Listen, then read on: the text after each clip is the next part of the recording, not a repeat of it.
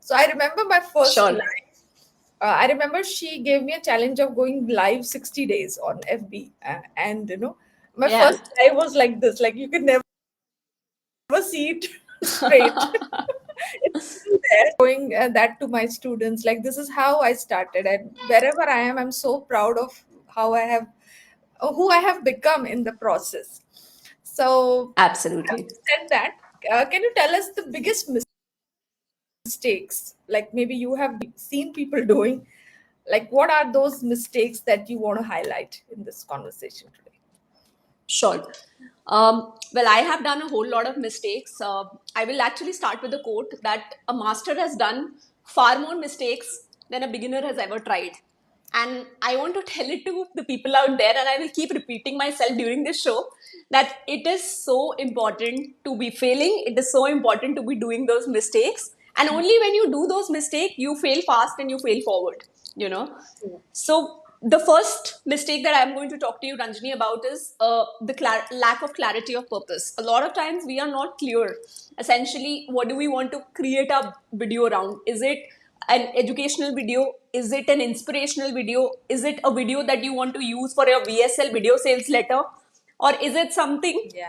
you are trying to actually just do it for your branding? We are not really clear about the kind of videos that we are doing, and I have seen entrepreneurs do this one mistake. They are trying to do many things in one single video. And I would Yeah. like to give an analogy of a burger.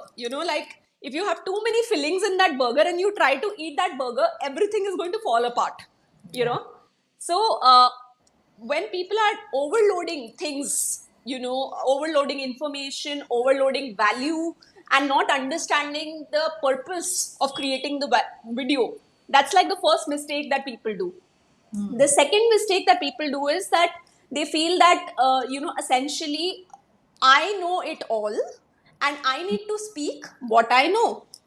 And I want to tell all the women entrepreneurs, all the entrepreneurs out there, people, this is not the place to brag your knowledge. This is not to tell people that how smart you are. I would really want you to research your audience's pain points and address them in your content. For instance, when I was preparing, and I did prepare for this show because I wanted to give better value to the audience. So I was just thinking of that, hey, what are the pain points, Yeah. that people face when it comes to creating videos? And that is the same thing that you got to do as an entrepreneur. You need to focus on what people want rather than what you want to share. I want to repeat this statement. You want to focus on what people want rather than what you want to share. And finally, this is one mistake, because you asked me what is one of those mistakes that you have done. Everything was good, the content was good, the script was good, but sometimes in the beginning, I did not check the audio quality and the video quality. So when people neglect the lighting, when people neglect the sound, and when people neglect the camera stability,